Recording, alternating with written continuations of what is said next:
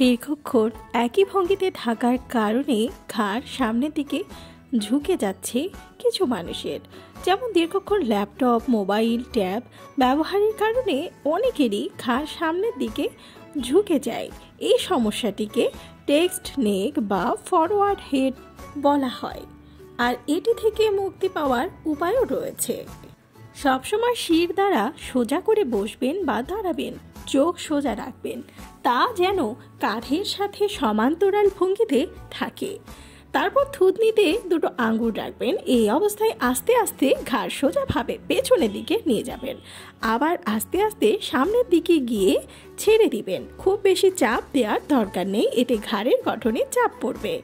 এই ব্যায়ামটা করার সময় নাক উপরে তুলে করবেন না বা থুতনি নামিয়ে কখনো করবেন না, এতে ঘাড়ে জমাট লেগে যেতে পারে।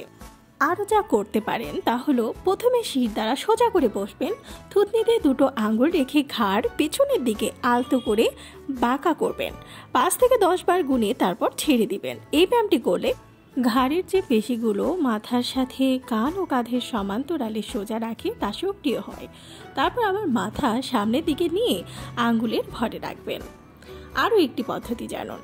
হাঁটু বাঁকা করে হাতের উপর ভর দিয়ে উবুর হয়ে থাকবেন। এরপর মাটি থেকে বুকটা সামান্য তুলবেন, পিঠের সাথে মাথা যেন একই লাইনে থাকে। এবার হালকা করে মাথা একবার বাম দিকে আর একবার ডান দিকে ঘোরাবেন। তারপর মাঝখানে নিয়ে এসে বিশ্রাম করবেন। 2 বার আবর্তনে বেশ কয়েকবার এই ব্যায়ামটা করতে পারেন।